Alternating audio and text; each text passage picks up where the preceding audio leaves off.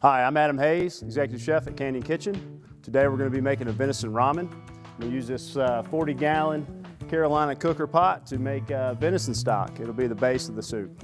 All right, we're going to want to start with some of these venison bones in the pot. It's a good way to use up some of the bones you just got left over. All I want to do here is just get a few of them in there, get them searing off just a little bit. Now we're going to add some water. Just like making any other kind of stock you got. Oh yeah, hear that?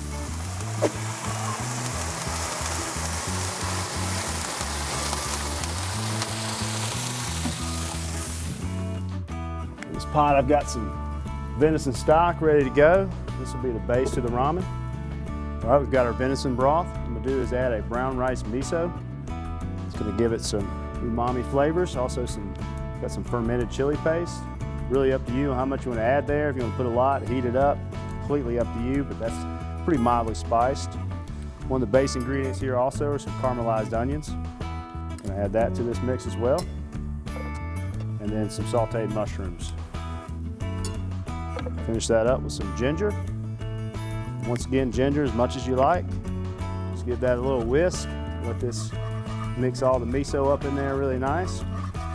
Great thing about ramen too is kids love it, so it's a good dish for there. So we've got the old school ramen noodle.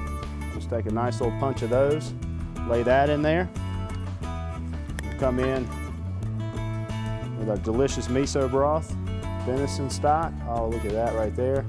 Just put that right over the top of those ramen noodles.